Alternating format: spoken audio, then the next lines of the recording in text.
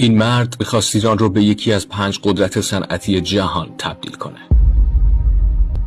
پاییز 1298 در یک خانه اجاره‌ای کوچک در محله قدیمی تهران پسری به دنیا آمد که اسمش رو محمد رضا گذاشتند.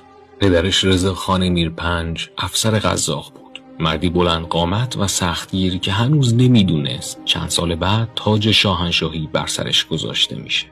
وقتی رضاخان در سال 1304 شاه شد، محمد رضای 6 ساله به عنوان ولیعهد ایران معرفی شد. از آن روز دوران کودکی معمولی پایان یافت. اون به کاخی اختصاصی منتقل شد و تربیتش مستقیما زیر نظر پدر قرار گرفت. رضا شاه میخواست پسرش مردی قوی، منظم و مدرن بار بیاد. اما این تربیت سخت و خشک بود. وقتی محمد رضا 12 ساله شد، رضا شاه اون رو به سوئیس فرستاد تا در یکی از بهترین مدارس شبانه روزی اروپا درس بخونه. به زبان فرانسه مسلط شد، اسکی یاد گرفت، فوتبال بازی کرد و با تمدن غربی آشنا شد. این 5 سال ذهنش رو برای آینده‌ای بزرگ باز کرد.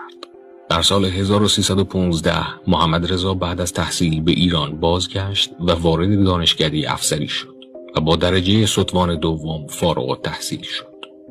در شهریور 1320 با تبعید رضا شاه، محمد رضای 22 ساله ناگهان بر تخت شاهنشاهی نشست. در دهه اول سلطنت شاه قدرت واقعی نداشت. نخست وزیران قوی مانند قبان و مصدق تصمیم می گرفتند.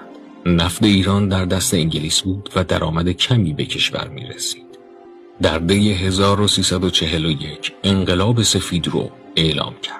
زمین‌های بزرگ مالکان و خانها برای نخستین بار به کشاورزان و دهقانان واگذار شد تا نظام ارباب رعیتی پایان یابد و میلیون‌ها نفر صاحب زمین شوند.